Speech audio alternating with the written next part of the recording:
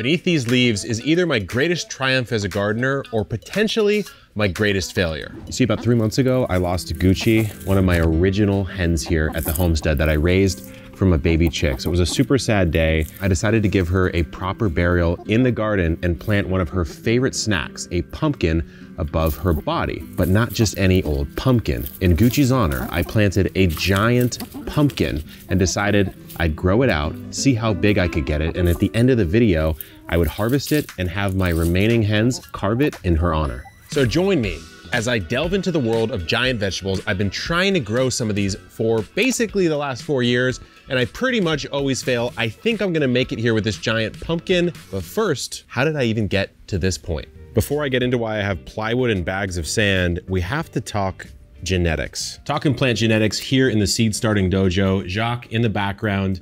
You know we've tried growing giants before, Jacques. Not so much success. Tried a giant cabbage, failed 3 different times. Grew giant onions, but grew those on accident. So I don't even count it. So I'm staking my claim on the giant pumpkin, and it really does start with a plant's genetics. Think about a tomato. You have a cherry tomato. It can only get so big. A beefsteak can get much larger, still a tomato, but a different cultivar. So this is where we begin our journey with the Atlantic giant pumpkin from Botanical Interest, which is our seed company. So I started our Atlantic giant seed in the ground about 2 or so months ago. We've kind of missed the growing season, but I'm hoping that some of the changes I've made out in the actual pumpkin patch will make up the difference. The next step was, of course, to start my giant pumpkin seed, but before I did that, I had to properly bury Gucci. So I dug a 2-foot deep hole and gently placed her body down, and then I sprinkled some bacterial and mycorrhizal inoculant over her body into the hole, because as we recently learned from my Epic Food Scraps experiment, organic matter needs to be fully broken down before it can be absorbed by a plant's roots. So the faster poor Gucci's body breaks down into nutrients, the better my giant pumpkin would be able to use it once it sprouts and those roots start hitting the soil. This is the spot I've chosen as the giant pumpkin growing experiment. It's in my backyard garden here, and we have to kind of hunt down the main stem. Right under here with the water trickling on it, this is exactly where I sowed the seed. So I'm doing a trickle of water just because pumpkins are gonna get very thirsty, but we'll talk about that for a second. This is the only area that the stem is actually coming out of the ground in. Every other part of this pumpkin right now has no roots, except for this area where I did something really weird. When you're growing pumpkins, you need to make sure you understand the anatomy of the pumpkin plant. So the main stem coming out of the ground has the primary vine, and that's the one that is running all the way over this way. Then you have these secondary vines coming out at about a 90-degree angle from the plant, and you've got your stem chunk right here. This is gonna be a tendril. This is what the plant is gonna use to climb if there's something to climb. To grow a giant, I only want 1 pumpkin. So I've cut off all the other flowers and fruits on this plant, and I've actually buried the stem. So if I come under here, you can see there's just random stems coming up out of the ground. That's because I've buried the vine in here, because each of those little nodes will produce more roots, and more roots means more energy to go into that pumpkin. But this is where I get into my very first dilemma. I have the pumpkin set. We pollinated it, the fruit's set, it's sizing up very quickly. In fact, I used this Chipotle cup and I put it right next to the pumpkin. Overnight, the pumpkin grew enough to actually knock the cup over, which is very weird. Like, the pumpkin's growth actually knocked the cup over. That you don't really hear that in the plant world. That's how fast this is growing. So I can't just leave it on the ground like this. That would be a dereliction of my duties as a pumpkin daddy. So I need to use the plywood here to provide a stable base, and this sand, because I've consulted with giant pumpkin growers around the world, and this seems to be the way to protect the base of the pumpkin. It's gonna get so heavy, it actually might collapse upon itself. So I need to make sure that I give it a platform to succeed. So I have a couple problems with my setup right now. First of all, the main vine's going this way, the pumpkin's coming out this way, but it's not coming out at a 90-degree angle. So I need to try and shift the positioning of this pumpkin without breaking the umbilical cord that is connecting it to the main plant. And I also need to remove any vines that are right next to this pumpkin. So unfortunately, I'm gonna have to cut off this section right here. Rest in peace. This will free it up. Jacques, you got my little special treat here. Yeah, I think a little celebration. So we have a heavy can full of actual beer here. Celebration Fresh Hop IPA. Thank you, Sierra Nevada. Not a sponsor, but we love their beer.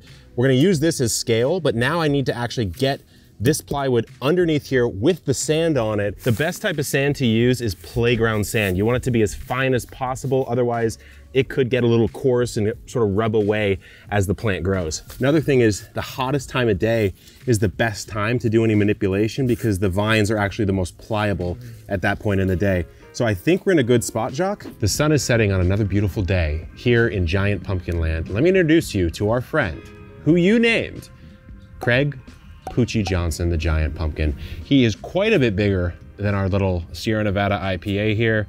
He's knocked it over many, many times. I would estimate about 40 pounds. But the next thing you'll notice is actually, he has his own cabana. We built an entire shade cloth for him to protect him from the sun. So the reason we did this is because we wanted to make sure that his skin doesn't toughen up while it's growing, which could cause splitting. So I hope it works. So far it's been blocking almost all the sun, but a bit of a problem here is that at certain angles, it is blocking the leaves themselves, which are a vital part of this plant's growth. You see, every single one of these plant's leaves is a photosynthesis engine. And so we've had some problems here with some powdery mildew, which we hit with a organic copper fungicide. And although it does work, it also damages the leaves, but nevertheless, it is not spreading, which is a really good sign. So the goal now is to cultivate as many of these stems as possible, bury them all, and just keep this train of growth running to get as much energy as I can over to Craig. The rest of the garden's actually looking pretty good though, I have to say. Melon in a hammock, not bad. We've got some loofah going on. There's one young one right there. Put your guesses down in the comments. I don't think we're gonna get a huge one this year because we started so late, but it's a good example of how to grow a giant. We're back, it's August 29th. It is a very hot day, 85 degrees or so. And Craig Pucci Johnson, I think, has stopped growing, guys. I think he's stopped. He's getting more orange, but he is not getting much bigger. And the reason I know that is because the can has not gotten any closer to Craig in the last 5 days or so. So I think I know why he is not continuing to grow. Let me show you. So this is the area that I buried Gucci, my hen, to provide nutrients. This is the main stem of Craig Pucci Johnson right here. As you can tell, there's no leaves right here. I have a little vine coming out this way. I have some pumpkin vine coming out over here.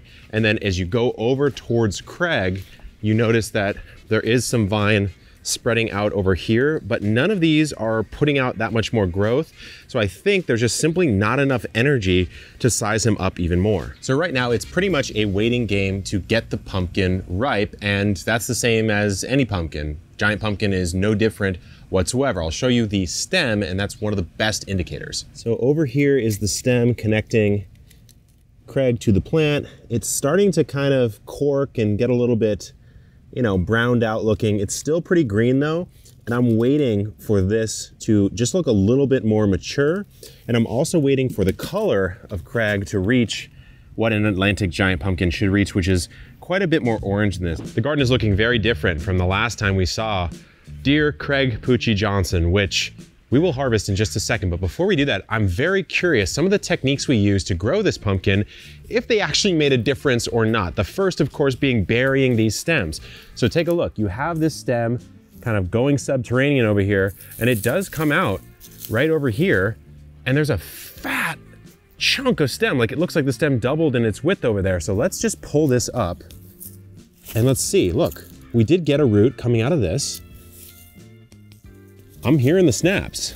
Look at that. I mean, look at this. This is like a whole new taproot coming out of this pumpkin. So it clearly worked. I will say, I'm not sure how impactful it was, but then look what happened. We still only have that one giant pumpkin, and over here, it's almost like a renaissance in the world of squash and pumpkin. There's a whole nother set. This one has unfortunately been eaten by something honestly quite terrifying. There's like no skin left on this one, and I just pushed it off with my finger, disturbing. This one used to be a pumpkin, and then there's still, I mean, this thing's still trying. There's still baby Craig Jr. right here, but I actually don't care about these at all. There's no way this is actually gonna mature, so I'm gonna just break it off. And let's go harvest Craig. Okay, the moment we've been waiting for. We need to treat him with respect. We're giving him that that massage, getting all the debris off of him. But now let's turn him over. I've been waiting to do this all season. Look at that stem. That is absolutely nuts.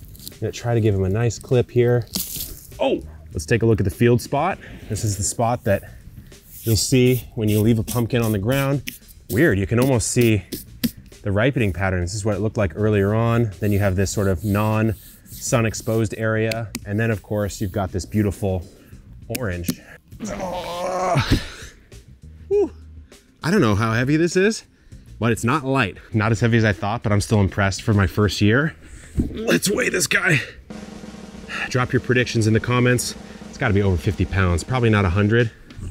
74.1 pounds for a pumpkin that I started from seed halfway through the summer, had some disease, and was definitely not the optimally grown giant pumpkin. There's only one thing left to do, and that is to give this beautiful pumpkin, which was grown using the nutrients from dear Gucci's body, to my chickens and have them carve something in her honor. So the secret to getting a chicken to carve your pumpkin for you, as I understand it, because I tried this last year with mixed results, is you have to give them a head start. So I'm gonna go with the classic jack-o'-lantern sort of triangle eyes, and then we'll do just a standard smile. The problem is, if you just do this, the chickens aren't that smart. They don't know, oh, I'm gonna only peck where this is. So I have some carving knives, and I'm just gonna carve just a little bit to discolor this, to get into that interior flesh so they know where to actually start pecking. They've got the head start they need. Let's see what the hens think of their new gift.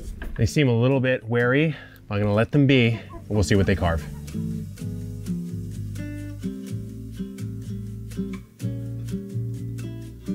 Okay, it's been exactly a day. Let's see what our girls have done for us. It looks like they've carved a couple patterns of their own, but look at that. Last time I tried this, I didn't even get close to this level of sophistication from my artist. And you can tell it's the chickens, because look at all those little beak marks. But I noticed on the back, they gave me their own little pattern. So successful grow here, my friends. If you want to try growing your own giant pumpkin, buy our Atlantic Giant Seeds from Botanical Interests, our seed company, and subscribe for more fun grow experiments like this. Good luck in the garden and keep on growing.